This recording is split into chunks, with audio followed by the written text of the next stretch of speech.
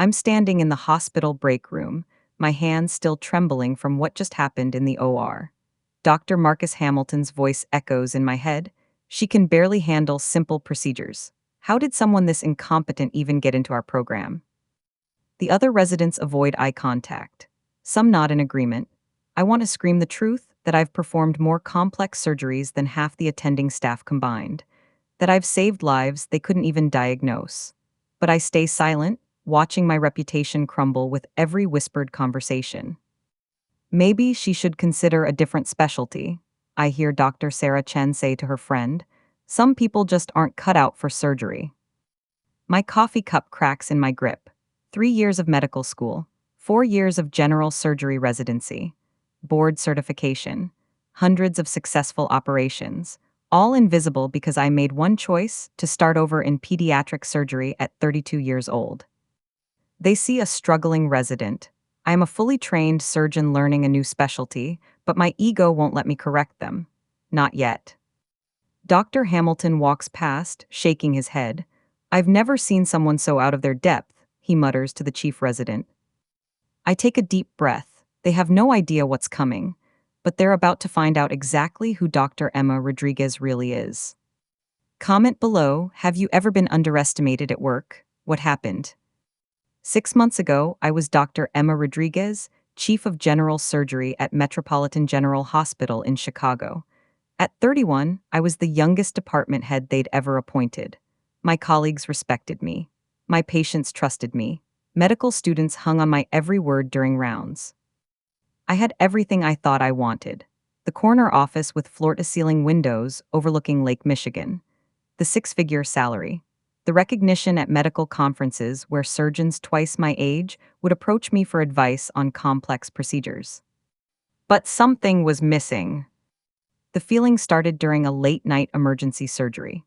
7-year-old Miguel Santos had been rushed in after a car accident, his internal injuries so severe that 3 surgeons had already declared the case hopeless. His parents, Maria and Carlos, stood in the hallway crying, holding his little sister Sophia, who kept asking why Miguel wouldn't wake up. I spent 8 hours in that OR, reconstructing his tiny organs with the precision of a master craftsman. When I finally emerged, exhausted but victorious, and told his parents that Miguel would live, Maria fell to her knees thanking God. Carlos hugged me so tight I could barely breathe. "You gave us our boy back," he whispered. "How do we ever thank you?" That night, as I drove home through empty Chicago streets, I realized something profound. In all my years of adult surgery, I'd never felt the pure, overwhelming joy I experienced saving that child's life. Adult patients were grateful, sure, but children? Children looked at you like you were magic, like you were a superhero who could fix anything. I started volunteering at the Children's Hospital on weekends. The pediatric surgeons there became my friends, sharing stories of tiny patients who drew them pictures and sent Christmas cards years after their surgeries. Dr. Jennifer Martinez, head of pediatric cardiac surgery, became my mentor. "You have the hands for it, Emma," she told me after watching me assist on a newborn's heart surgery. "But more importantly, you have the heart for it." The decision wasn't easy. Leaving Metropolitan General meant starting over. It meant taking a massive pay cut, moving across the country to Boston Children's Hospital, and entering a pediatric surgery residency program where I'd be treated like a first-year medical student despite my extensive experience. My parents in San Antonio were supportive but confused. "Mija, you already made it," my mother said during our last dinner before I left Chicago. "Why go backward?" "It's not backward, Mama," I explained, holding her hands across her kitchen table. "It's forward toward what I'm supposed to do." My ex-fiancé, David, wasn't as understanding. "This is career suicide, Emma," he said the night I told him about my decision. "You're throwing away everything we've built." "Everything you've built," I corrected him. "This is my life, my calling." That argument ended our relationship. David couldn't understand why I'd waste my surgical skills on children when I could be making 3 times as much operating on adults. Looking back, losing him was a blessing in disguise. The first day at Boston Children's was humbling. Dr. Hamilton, the program director, looked at my resume with obvious skepticism during orientation. Dr. Rodriguez, he said, adjusting his glasses, while your general surgery experience is adequate, pediatric surgery is an entirely different field. I hope you understand that your previous position means very little here.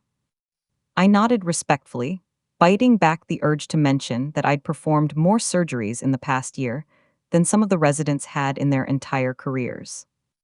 The other residents were younger, mostly straight from medical school.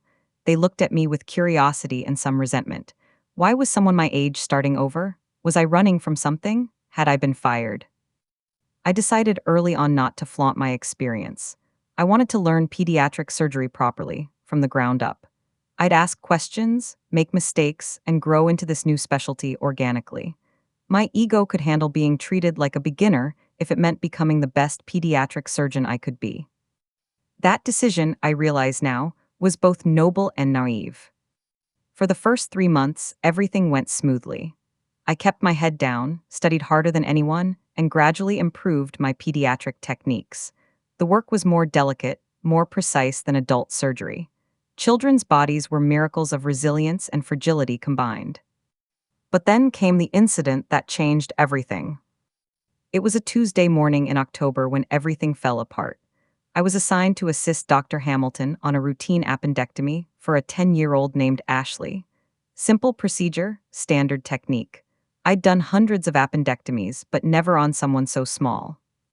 The surgery started normally. Dr. Hamilton made the initial incision while I held retractors and monitored Ashley's vitals. Everything looked good until we encountered unexpected complications. Ashley's appendix had ruptured, spreading infection throughout her abdomen. "Damn it," Dr. Hamilton muttered, his usual composure cracking. "This is much worse than the imaging showed." I could see the problem immediately. The infection was extensive but contained. We needed to irrigate thoroughly and remove all infected tissue before closing. It would take patience and methodical cleaning, but Ashley would be fine. "Dr. Hamilton," I said quietly, "I think if we just hold the retractor, Dr. Rodriguez," he snapped. "I can handle this." But he couldn't.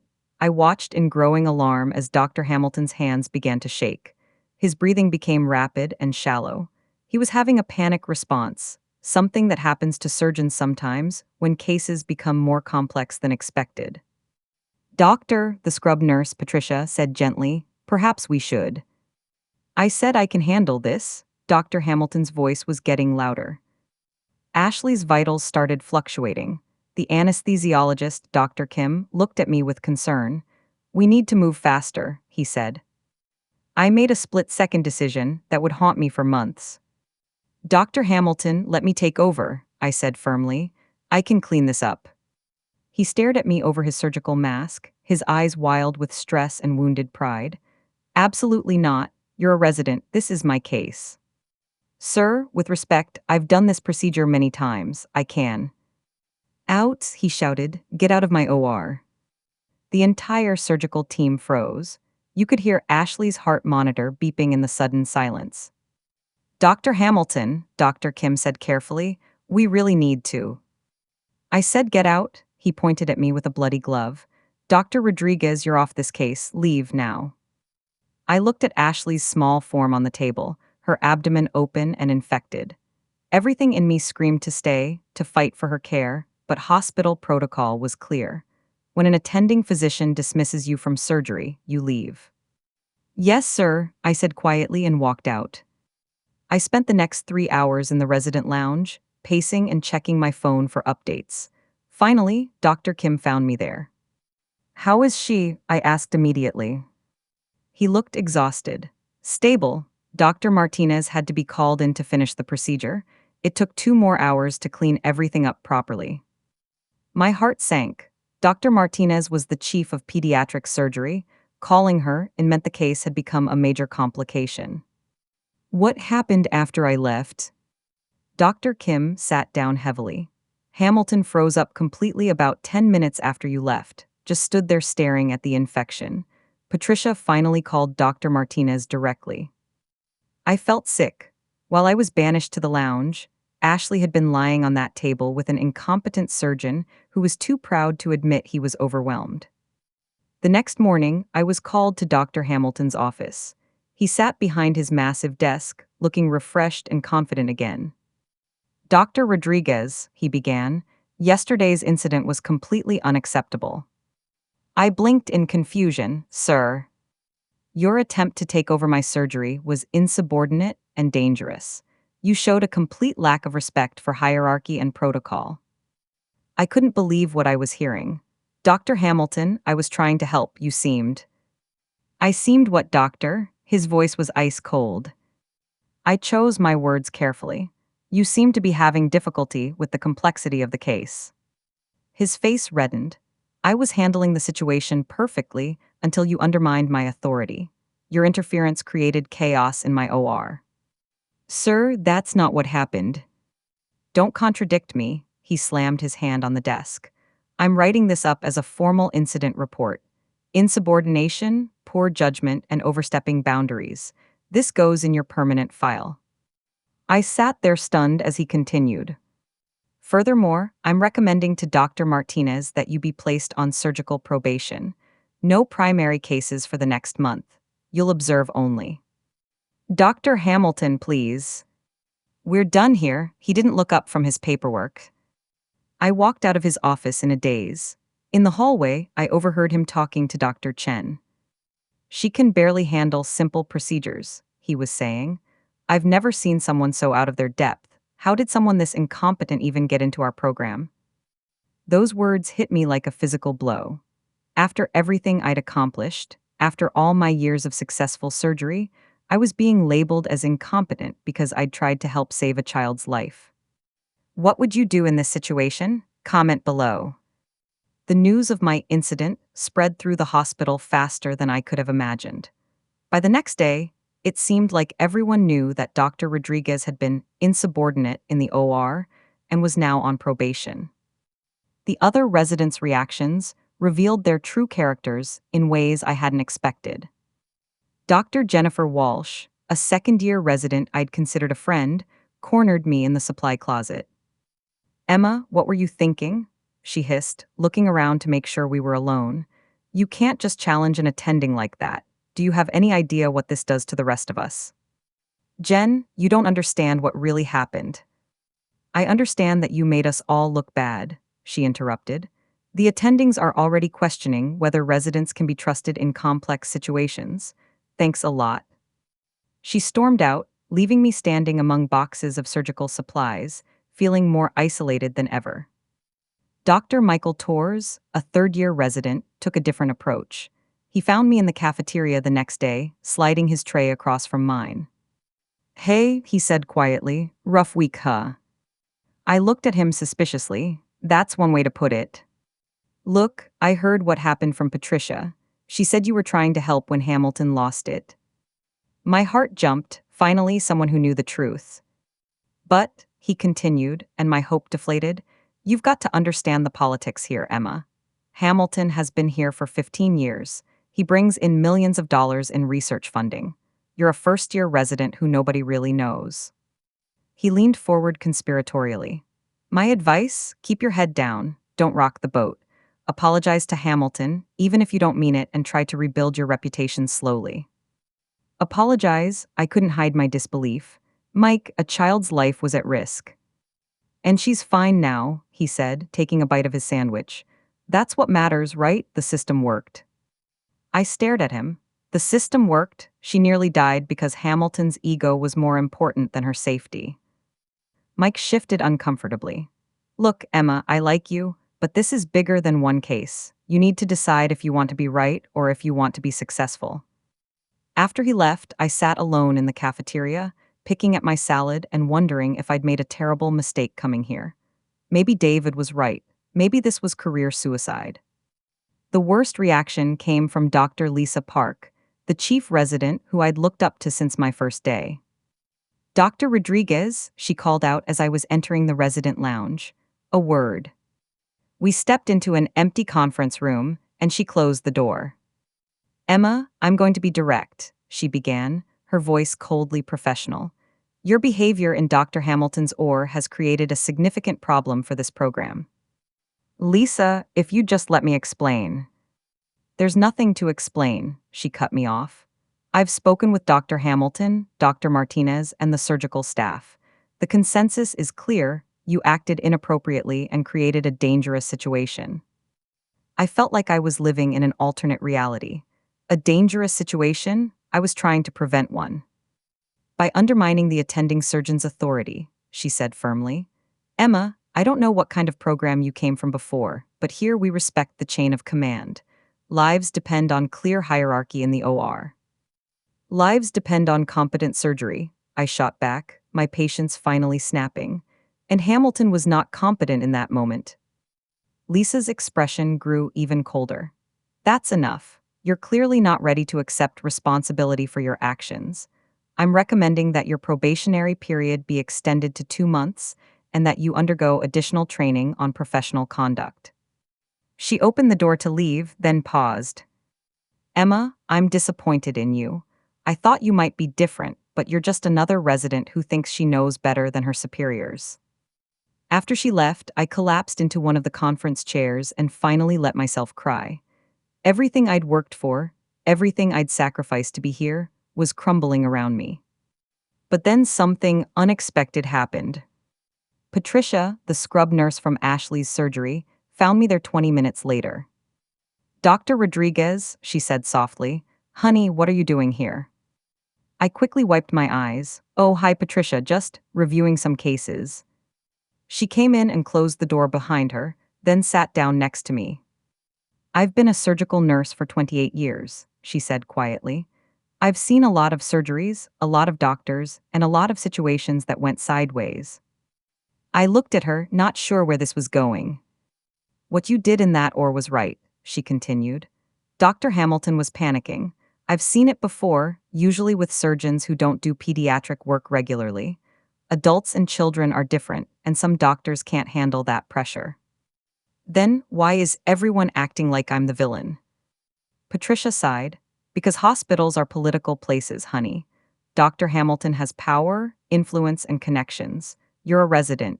In their minds, it's easier to blame you than to admit that an attending physician froze up during surgery.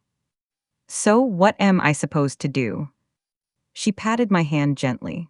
You're supposed to remember why you became a doctor. I watched you in that OR, Emma. You saw what needed to be done, and you stepped up. That little girl is alive today because you had the courage to speak up. But my career. Your career will survive this, she said firmly. Good doctors always do. The question is, are you going to let them break your spirit, or are you going to prove them wrong?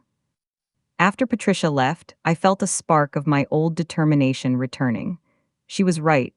I hadn't come this far to give up at the first sign of political resistance. The next morning, I made a decision that would change everything. I was scheduled to observe Dr. Chen perform a routine gallbladder removal on a 12-year-old boy named Connor. Simple laparoscopic procedure, minimal risk. I arrived early to review Connor's charts and prepare for the observation.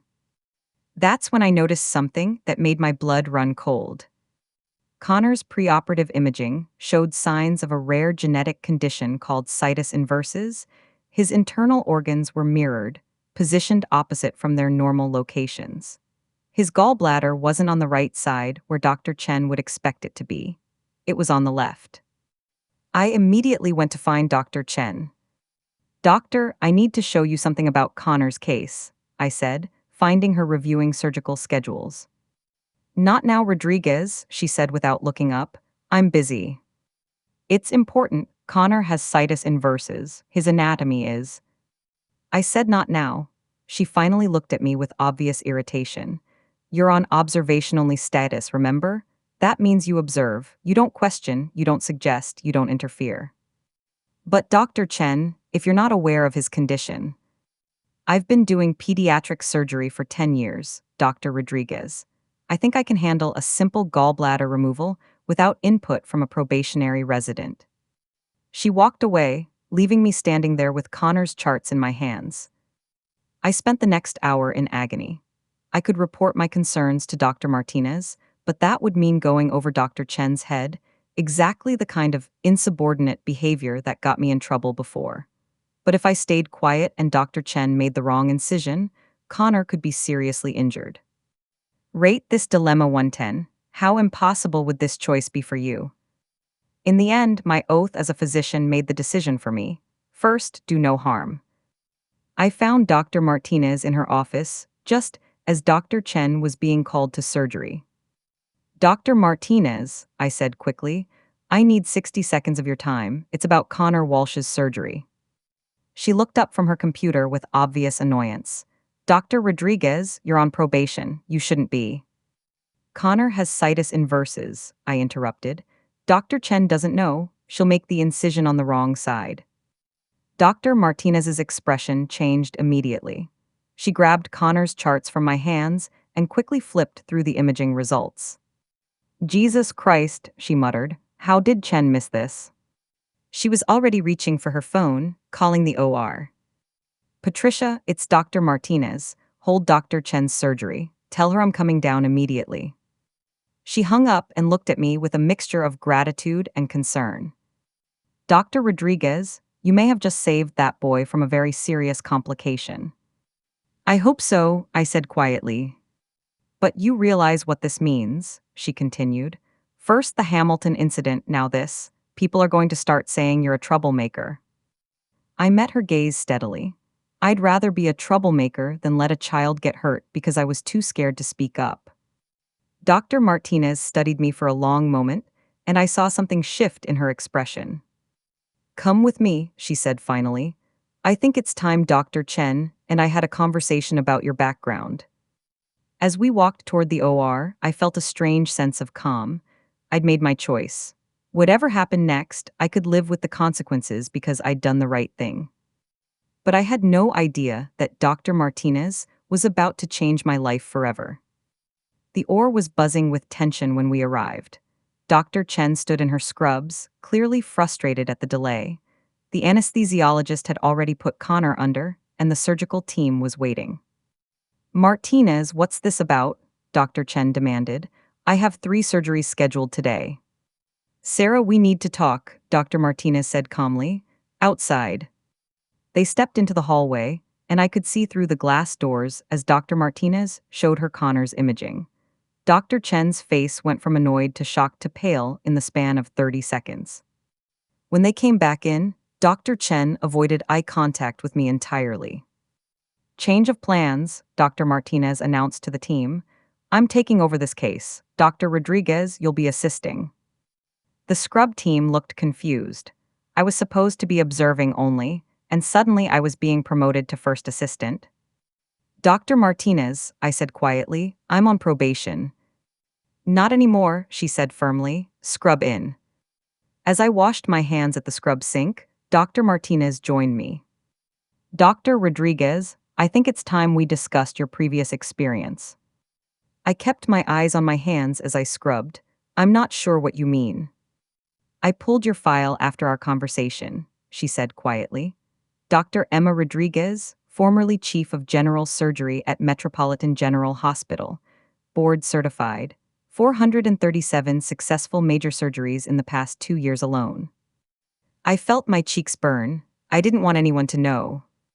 Why the hell not? She asked bluntly. Do you have any idea what kind of politics and power games you've been navigating without anyone knowing your actual qualifications?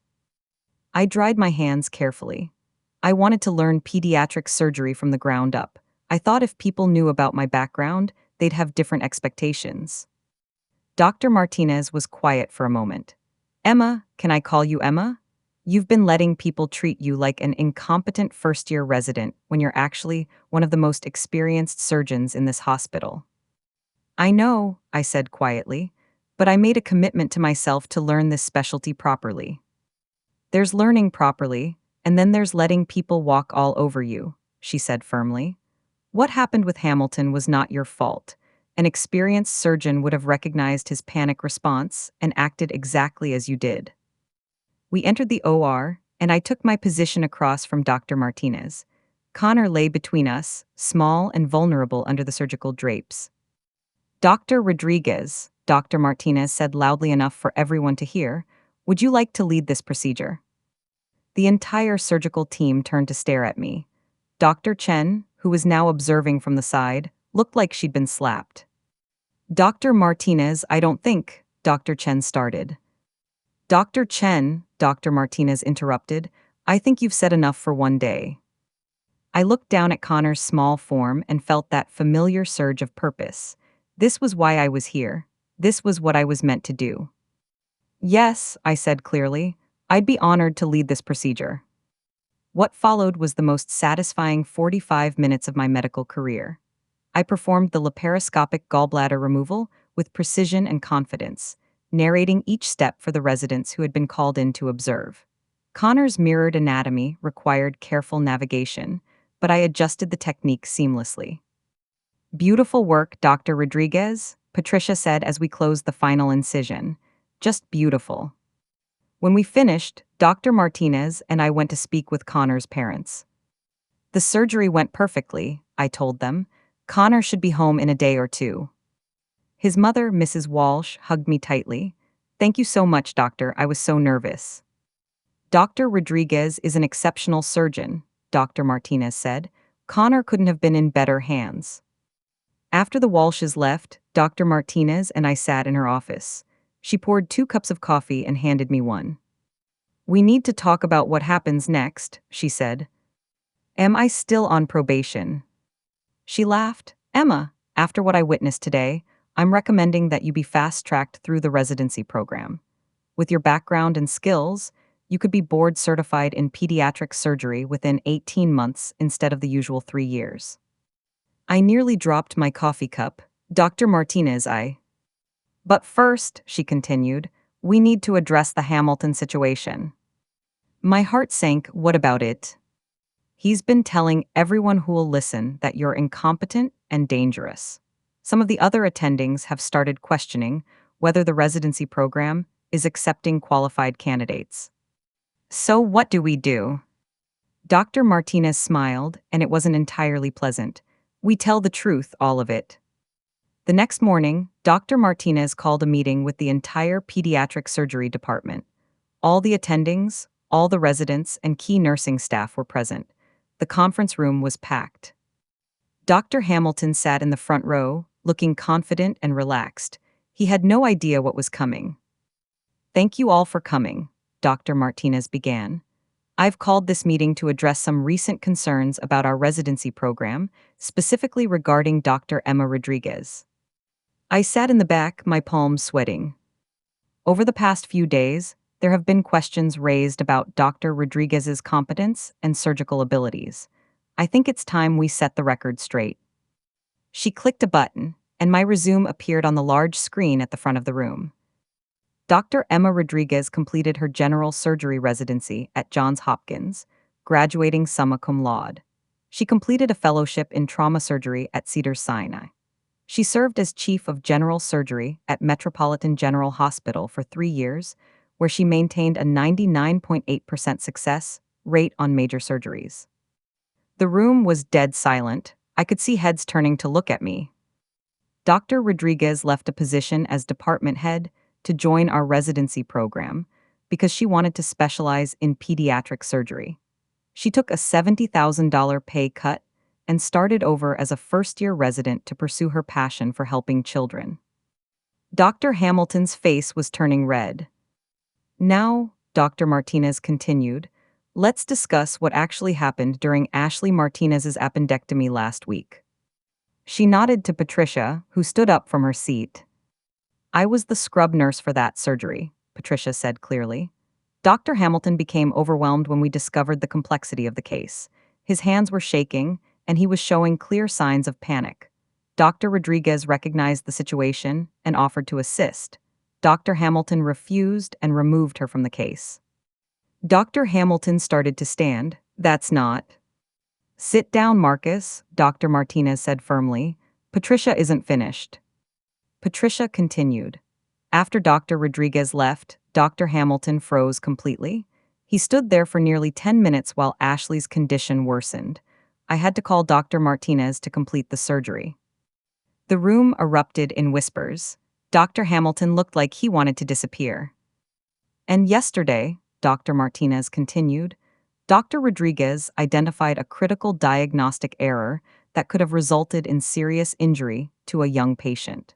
Her intervention prevented what could have been a catastrophic surgical mistake. She clicked to the next slide, showing Connor's situs inversus imaging. Ladies and gentlemen, Dr. Rodriguez is not a struggling resident. She is an accomplished surgeon who has been learning a new specialty, while being systematically undermined and disrespected by colleagues who didn't bother to learn about her qualifications. Dr. Hamilton finally found his voice. "This is ridiculous," she was insubordinate. "She was trying to save a child's life," Dr. Martinez shot back, "which, last time I checked, is what we're all here to do." She looked around the room. "From this moment forward, Dr. Rodriguez will be treated with the respect and recognition her experience deserves. Any attending physician who has concerns about working with her can discuss them with me privately." The meeting dispersed in awkward silence. As people filed out, several residents approached me. "Emma, I had no idea," Jennifer Walsh said, looking embarrassed. "I'm so sorry for what I said." "We all owe you an apology," Mike Torres added. "I can't believe we treated you like a first-year resident," I said with a slight smile. "That's what I asked for." Dr. Hamilton tried to leave without speaking to me, but Dr. Martinez intercepted him. "Marcus, a word," she said firmly. I watched through the glass as she had what appeared to be a very intense conversation with him. When they finished, Dr. Hamilton walked over to me. "Dr. Rodriguez," he said stiffly, "I owe you an apology. My behavior was unprofessional." It wasn't a sincere apology, but it was public acknowledgement. I'd take it. "Thank you, Dr. Hamilton," I said graciously. "I look forward to working together more effectively in the future." As the room finally cleared, Dr. Martinez approached me. "How do you feel?" she asked. I thought about it for a moment, relieved, vindicated, and ready to get back to saving children's lives. She smiled. "Good, because I have a complex case coming in tomorrow that I think you'd be perfect for." Comment below, have you ever had to prove yourself after being underestimated? How did it feel? The transformation in how I was treated happened overnight, but the real satisfaction came in the weeks that followed as natural consequences played out. Dr. Hamilton's reputation took a significant hit after the department meeting. Word spread quickly through the hospital about what had really happened during Ashley's surgery. Other surgical staff began sharing their own stories about times when Dr. Hamilton had struggled under pressure, but blamed others for complications. Within a month, he was quietly reassigned to administrative duties and research. No more surgeries, no more residents to supervise. His pride had cost him everything he valued most about his career. I felt a twinge of sympathy for him, but it was overshadowed by relief that future patients wouldn't be put at risk by his inability to handle complex cases. Dr. Chen faced her own consequences. The incident with Connor's misdiagnosis sparked a review of her recent cases. It turned out she'd been rushing through preoperative assessments, missing several important details that other doctors had to catch later. She was required to undergo additional training and have all her cases co-supervised for 6 months. The woman who had dismissed my concerns so rudely now had to have every decision approved by a colleague. The morning after her probationary measures were announced, she approached me in the hallway. "Dr. Rodriguez," she said quietly, "I want to thank you for catching my mistake with Connor."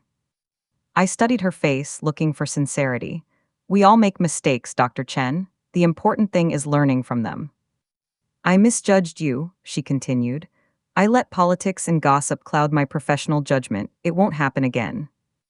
This apology felt genuine, and I appreciated it. "I'd like to work together going forward," I told her. "We both want what's best for our patients." She nodded gratefully and walked away. Later, I learned that she'd been telling other staff members about my qualifications and defending my expertise whenever anyone questioned it. The residents who had distanced themselves from me during my scandal now competed for opportunities to work with me. Jennifer Walsh practically begged to be assigned to my cases.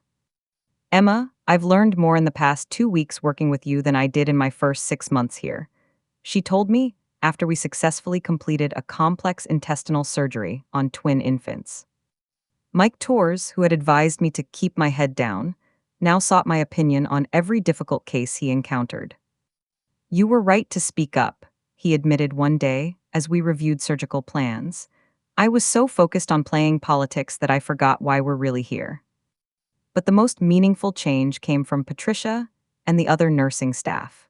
Word had spread about how I'd been willing to risk my career to protect patients, even when it meant standing up to powerful attendings. "The nurses are talking," Patricia told me privately one afternoon.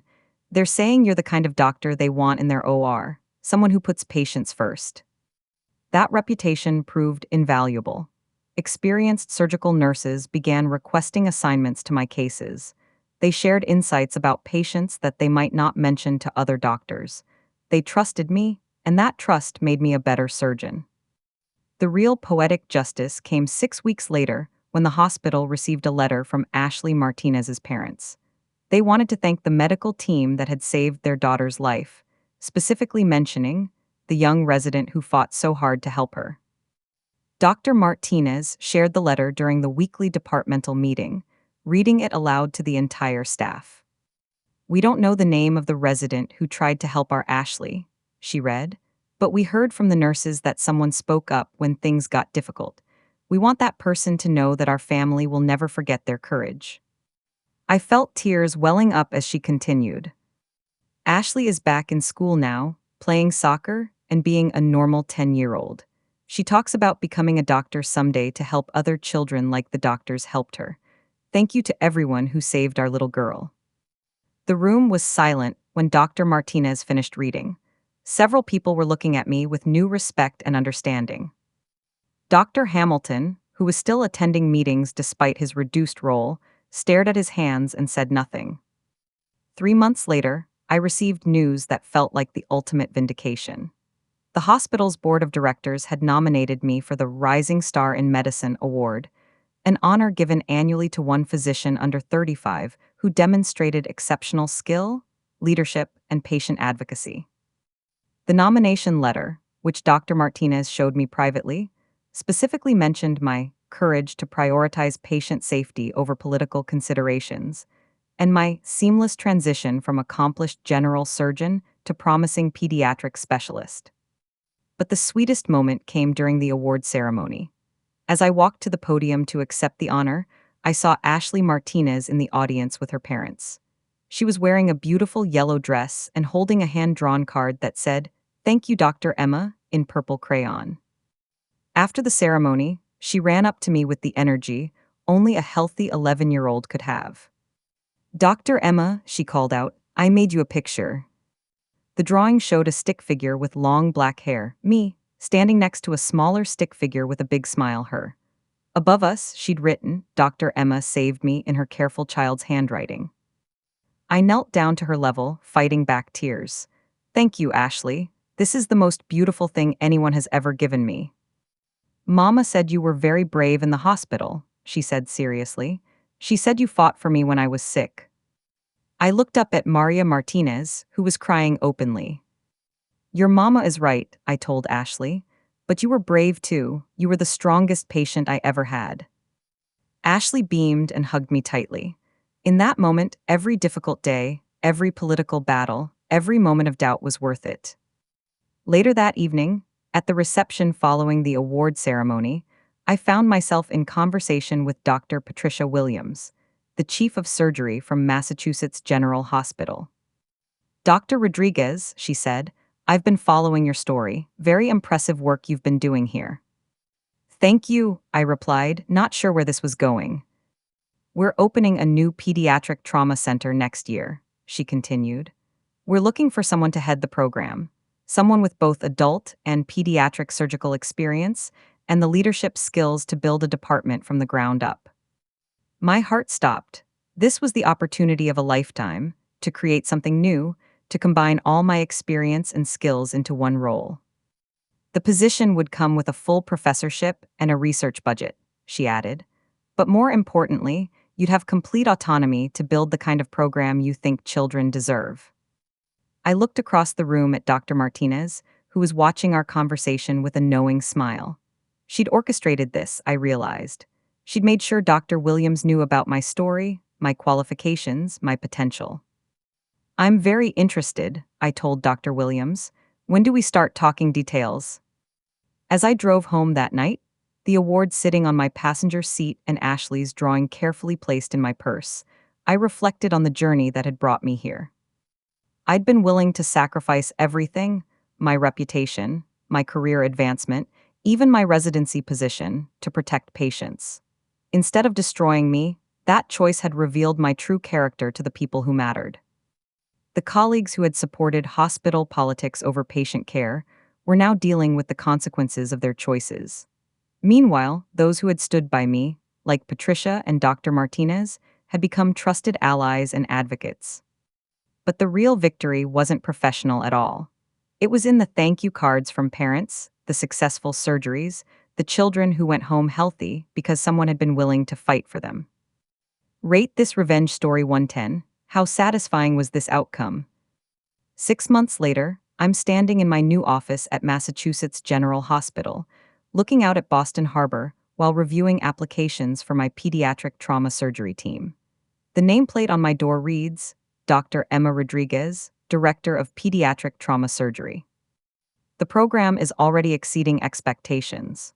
We've recruited some of the best pediatric surgeons in the country, attracted significant research funding, and most importantly, we're saving children's lives every day.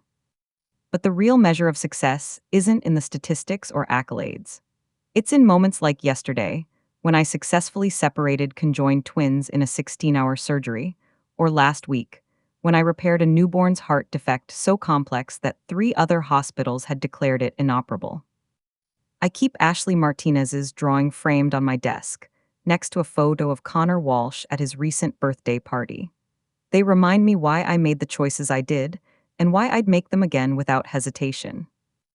Dr. Martinez visits regularly, and we've maintained a strong professional relationship. She tells me that the pediatric surgery program at Boston Children's has thrived since I left, partly because my story inspired other residents to speak up about patient safety concerns. You changed the culture there, she told me during her last visit. People aren't afraid to advocate for patients anymore. That might be the legacy I'm most proud of. I received a letter from Jennifer Walsh last month. She's now a chief resident and wrote to thank me for showing her what real leadership looks like. You taught me that being a good doctor isn't just about technical skills, she wrote. It's about having the courage to do what's right, even when it's difficult. Mike Torres is now a pediatric surgery fellow at a prestigious program in California. He credits our conversations about integrity for helping him find his true calling in medicine.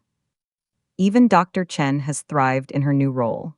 The additional training and supervision that seemed like punishment at the time actually made her a better surgeon. She recently published research on preoperative assessment protocols that has been adopted by hospitals nationwide. As for Dr. Hamilton, he retired early and moved to Florida. I heard he's doing consulting work for medical device companies. I hope he's found peace with his decisions, but I don't spend much time thinking about him. The hardest lesson I learned through this experience was that sometimes doing the right thing feels like the wrong thing in the moment. When I was sitting in that conference room crying, when colleagues were avoiding me in the hallways, when my reputation seemed destroyed, those moments tested everything I believed about myself and my profession. But I learned that real strength isn't about avoiding conflict or playing political games. It's about staying true to your principles even when the cost seems too high to bear. I also learned that there are always people watching, even when you don't realize it. Patricia saw my character in that OR. Dr. Martinez recognized my potential. The parents whose children I fought for remembered my advocacy. Those relationships, built on mutual respect and shared values, became the foundation of everything good that followed. Today, when I'm training new residents, I tell them Ashley's story. Not to glorify what I went through, but to help them understand that their primary obligation is always to their patients, not to hospital politics or professional hierarchies. You will face moments, I tell them, when doing the right thing seems impossible, when speaking up feels too risky, when staying quiet seems safer. In those moments, remember why you became a doctor. Remember the children who are counting on you to be their advocate. Some of them nod politely, probably thinking they'll never face such a dramatic situation. But I know better. Every doctor faces these moments. The question isn't whether they'll come, it's how you'll respond when they do. Last week, I received the most meaningful recognition of my career.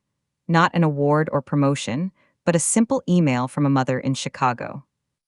Dr. Rodriguez, it read, you probably don't remember me, but you operated on my son Miguel 3 years ago at Metropolitan General. He was in a car accident, and other doctors said there was no hope. You spent 8 hours saving his life. My heart raced as I read. Miguel Santos, the case that had inspired my journey into pediatric surgery. Miguel is 13 now, the letter continued. He plays baseball and gets straight A's in school. Last week, he told me he wants to be a pediatric surgeon when he grows up, just like the doctor who saved his life. I wanted you to know that your work isn't just saving children today, it's inspiring the doctors of tomorrow. I sat at my desk for a long time after reading that email, thinking about the strange journey that brought me here. If I hadn't operated on Miguel, I might never have discovered my passion for pediatric surgery. If I hadn't left Chicago, I never would have faced the challenges at Boston Children's. If I hadn't stood up to Dr. Hamilton, I might never have proven my true capabilities. Every difficult moment, every professional setback, every personal sacrifice had led me exactly where I was supposed to be. I picked up Ashley's drawing from my desk and smiled. Tomorrow, I have 3 surgeries scheduled.